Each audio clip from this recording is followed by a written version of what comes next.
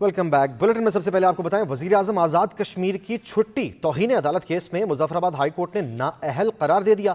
Assembly रुकनियत भी खत्म कर दी। इलेक्शन कमीशन ने नोटिफिकेशन जारी कर दिया। अदालत आलिया ने नए वजीर आजम के इंतखाब के लिए इलेक्शन कमीशन को खत भी लिख दिया। आज़ाद कश्मीर सुप्रीम कोर्ट ने तौहीन अदालत केस में जवाब जमा करवाने के लिए सरदार तनवीर इलियास को 2 हफ्ते का वक्त दिया है। अदलिया के खिलाफ हर्जा सराई केस, सरदार तनवीर इलियास आज़ाद कश्मीर के वजीर आजम न रहे।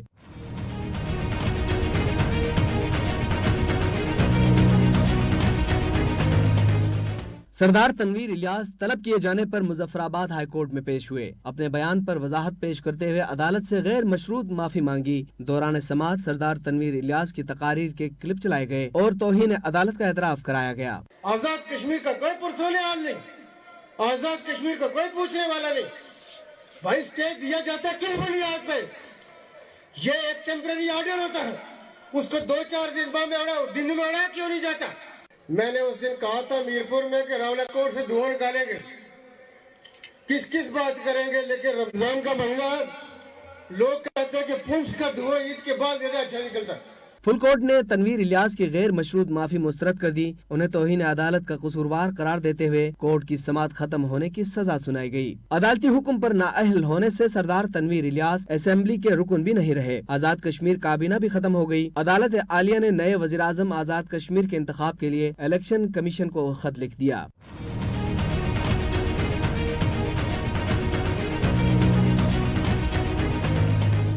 तौहीन अदालत केस में तनवीर इलियास आजाद कश्मीर हाई कोर्ट में पेशी के बाद सुप्रीम कोर्ट के फुल बेंच के रूबरू पेश हुए। चीफ जस्टिस आजाद कश्मीर राजा सईद अकरम ने तनवीर इलियास से सवाल किया कि ये आप ही की तकरीर है। रिमार्क्स दिए, बतौर वज़ीर आज़म अदालतों की मावनत करना आपकी जिम्मेदारी थी। आपको अदलिया से कोई गिला था या कोई मामला है तो आप यहाँ क्यों नहीं आए? आप असेंबली में जो बात करते रहे हैं इस पर भी अदलिया ने बर्दाश्त का मुजाहरा किया। आप इस ओहदे पर आए हैं तो अल्लाह का खास इनाम है।